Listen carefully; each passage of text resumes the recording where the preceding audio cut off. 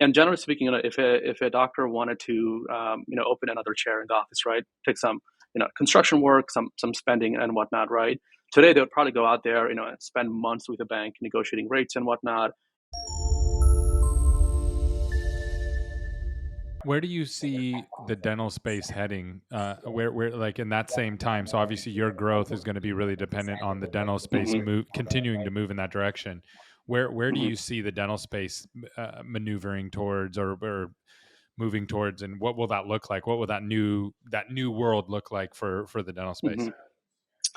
Yeah, I think one of the big challenges that we see with the dental space today, especially from the perspective of, if you think about an entrepreneurial dentist that wants to go and start their own practice, right. Generally speaking, they're really good at their craft, which is, practicing medicine, right, practicing dentistry.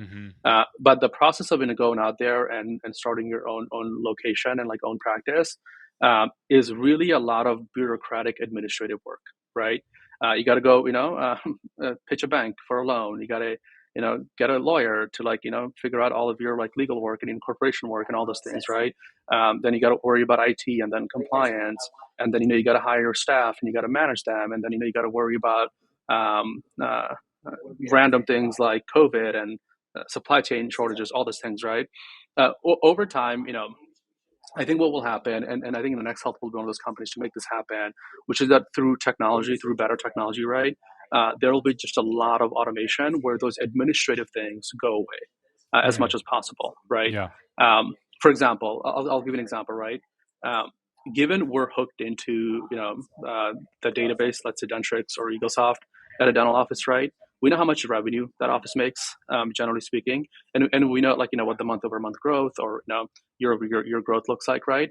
And generally speaking, if a doctor wanted to, open another chair in the office, right, take some, construction work, some spending and whatnot, right.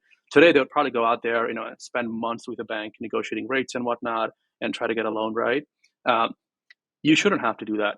We can automate that for you. Meaning, we know, I don't know, you make $100,000 last month, just a guess, and it's Yeah. increasing. I don't know, let's say like 0.5% month over month. That's stable. You have good collections as well. Hey, here's another $300,000, and pay us off of, the future revenue you're going to get So every month. similar Let's say like five similar to five like percent of their.